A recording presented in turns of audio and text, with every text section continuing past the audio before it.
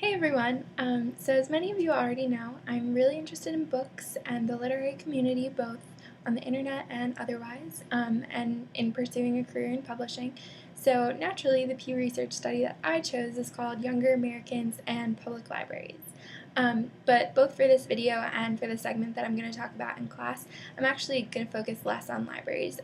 The data and the study were quite long, so I decided to focus more on millennials and reading in relation to technology, which was also a primary focus of the study. So it's a little bit less library info, which doesn't really apply to us quite as much. How I came across this study actually was before this project was assigned for class. I was on Twitter and I saw that someone had tweeted out a link that said millennials are more likely to read than the baby boomer generation, so essentially our parents. And I just found that really engaging, so I clicked on the link and I was curious to see what it said. And what I found was that that presentation of the data on social media is actually a little bit misleading. As it happens, we are more likely to pick up a book once a week than are the 50 plus, including the 65 plus age brackets. So we are more likely to do so than the baby boomer generation. However, we actually don't read more than those generations did at our age. So I thought that the distinction there, while subtle, is an important one. We still, because of technology, are one of the generations that reads the least at our age. So it'll be interesting to see how, sort of in 20 years, like what the statistics are with the millennials when we're older as compared to the younger generations that are the age that we are now. And forgive me, in class on Thursday, when I say we all the time, the age bracket that I'm referencing is 18 to 24. And part of the reason why I say that the library stuff isn't quite so relevant to us is that our age bracket is actually the least likely to know where the public library is located, least likely to use it, least likely to know what events are hosted by it.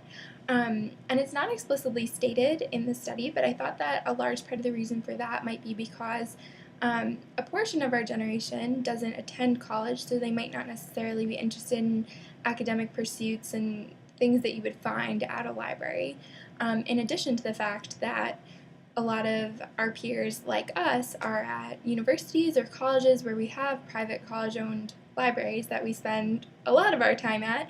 It's just not considered in the public format. So I thought that might have been a little bit of the explanation for why those numbers are so low. And finally, in class, I'm going to go over in a lot more depth the role of technology and how that data kind of influences how much millennials read on a weekly, daily, monthly, yearly basis. But just for a couple of really quick highlights, the study also goes over a lot of the other things that we do to entertain ourselves. So, for example, it compares that we spend a ton of our time at sporting events. And it sort of puts reading on a spectrum of entertainment in that way. And what I was kind of shocked to see was that I definitely expected it to be on the lower end. But I think personally I almost expected it to be the thing that we do the least, and it's actually not. And the thing that we do the least comparatively is read the news, which I was very surprised by. Just thinking about how technology has influenced how often we pick up a print book and things of that nature, I thought that it would make, and I do think makes news much more accessible and readily available at our fingertips all the time, whether on social media or whether just navigating to Google and clicking on the news for that day.